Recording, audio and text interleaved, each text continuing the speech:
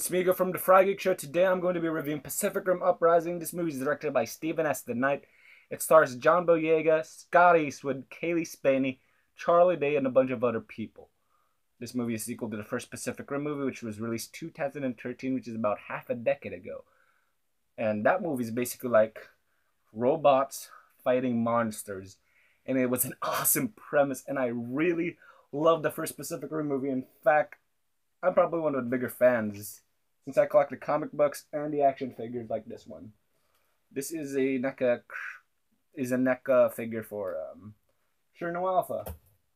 And since I'm a fan of those action figures, in fact, this whole thing is Pacific Rim. They made the Jaegers and the Kaiju, which is basically the robots and the monsters. And for the sequel, it's basically like that, but the robots are faster, and they're faster and they're newer. So this movie takes place 10 years after the first one. After the breach is closed, basically humanity wins, and they still continue the Jaeger program in case the kaiju attack again. And they're like training a bunch of new cadets. Some things happened, and they are basically forced to battle the kaiju again because someone opened the breach, and it's not the kaiju but someone from the world opened.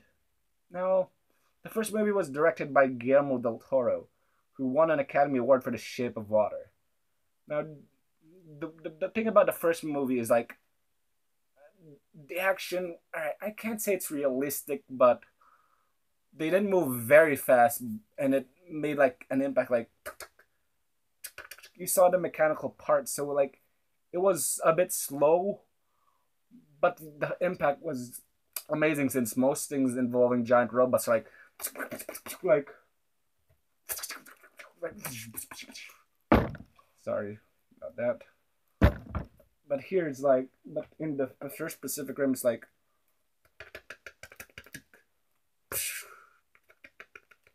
it's like a slower approach, but it worked, and that made the action feel epic. The scale was outstanding, and the score by Ramin Djawadi was like, it's probably one of my favorite film scores in recent memory. And this one is a bit lower, and it's not as good as the first one. Probably because the scale is lower, and while Stephen S. The Knight does a solid job in this movie, they can't really recapture the first one in terms of epicness. I mean, the action, like I said, the action is faster, and so they don't really do scale as well as the first movie. Like, they do scaling fine, but you don't feel like the giant presence or how epic the battles were in the first movie. This movie, I can say it's a big problem, and it will be a big issue for many. For me, I didn't mind it that much, to be honest. The story was it was a bit generic, really. The characters were pretty much fine. I like John Boyega as the lead, and he's really charismatic. Scott Eastwood was like, okay. Kaylee Spaney does a charming job as the female lead. They do have a few returning characters like Mako from the first movie. The two scientists are back. They do something with Charlie Day's character, like, okay, you're going there. Basically that. Also, there wasn't as much action as expected. There were like 3 major action set pieces. They were okay. They were fun, and I had fun with the movie. I would say like the cadets are underdeveloped, but like Crimson Typhoon and Cherno Alpha, they were like just there to appear and die. So I can't really complain that they're underdeveloped because not every character from the original Pacific Rim was really well developed. The Jaeger designs were okay. They were fine, not as like eye catching as the ones from the first movie, because this one looks like a tank. Crimson Typhoon is like a 3-armed beast. That one has cannons. I did have a problem in the first movie that Striker, Eureka, and Gypsy Danger looked a bit similar, and now there's not a lot of distinguishing between them, not a lot of unique designs. And the kaiju, they're here, I guess. They're in like the last scene, but you don't get much kaiju here. It's mostly Jaeger action.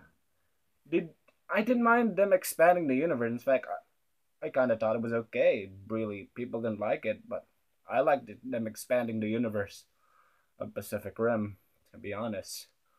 Overall, Pacific Rim Uprising, while not the best sequel in the world, did provide me enough entertainment for me to like it. Can I recommend it? I don't know, because this will be a mixed bag for many people since it does a lot of questionable things with its plot, and the CGI isn't as good because the robots are faster and more aggressive. I kind of want the slower pace back, but I didn't mind this fast pace.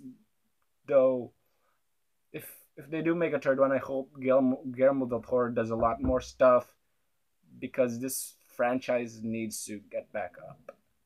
I'm giving Pacific Rim Uprising a 3.5 out of 5. If you're a huge Pacific Rim fan, probably see this movie. If not, then you probably should skip it because I'm a bit biased, so I'm more forgiving to this movie compared to others.